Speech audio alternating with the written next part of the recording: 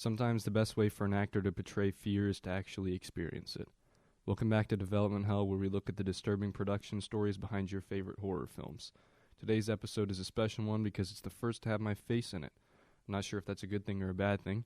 Guess the audience can decide. Today we're looking at one of my personal favorite horror films, The Blair Witch Project. I have this one in my physical collection. I would call this one of the scariest horror films. The found footage nature of this film gives it a realism that a lot of horror films lack. Another element that adds to this film's realism is the intense production. The film's directing team, Eduardo Sanchez and Daniel Myrick, wanted to create a level of immersion and realism that had almost never been done before.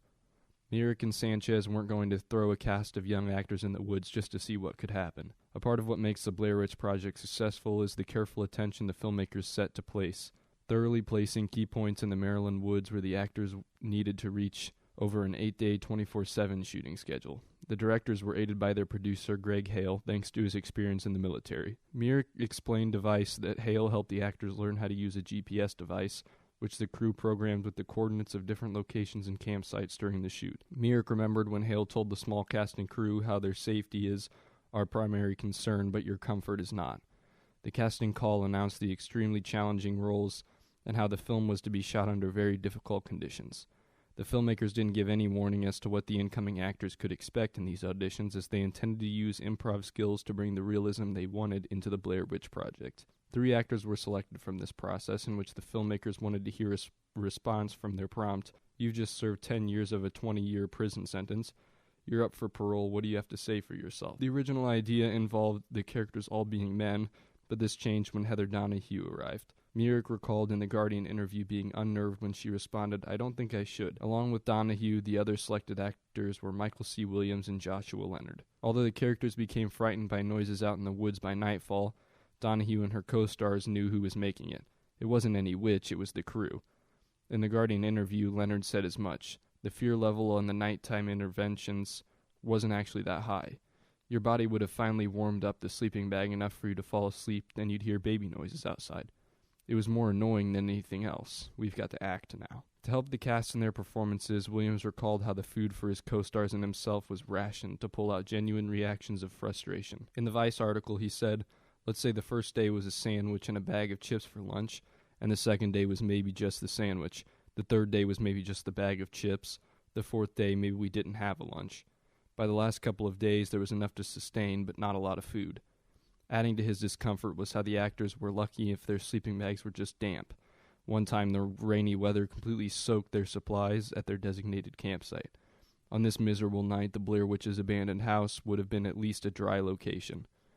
In a 2016 Vice interview, Heather Donahue remembered how the cast wasn't able to reach the crew, but they eventually got a hotel room for the night. The 1999 audiences who watched this conclusion believed they witnessed the mysterious but very real deaths of 3 young filmmakers. Myrick and Sanchez created a website to bring awareness to the story's mythology and further push the unsolved fates of their 3 characters. The 2016 Vice article mentions how once Artisan Entertainment bought the movie, they expanded on the original website to increase public awareness. To achieve this, Donahue and her co-stars had to remain out of sight.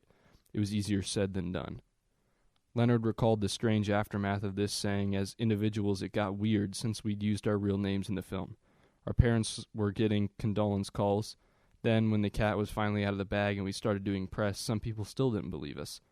They thought we were actors hired to play Josh, Mike, and Heather in order to keep the whole thing from seeming like a snuff film. To this day, there are still conspiracy theories about this stuff." Donahue also shared these feelings, although it was more difficult for her, explaining, "It was my mother getting sympathy cards. It was people coming up to me on the street telling me they wished I was dead, saying they want their money back. It was me and my 84 Toyota Celica breaking down in L.A. and La Cienega underneath a billboard with my own face on it. It was a profoundly surreal experience." This week's horror film recommendation is not directly related to the Blair Witch Project, but it is another found footage movie that I'm very fond of.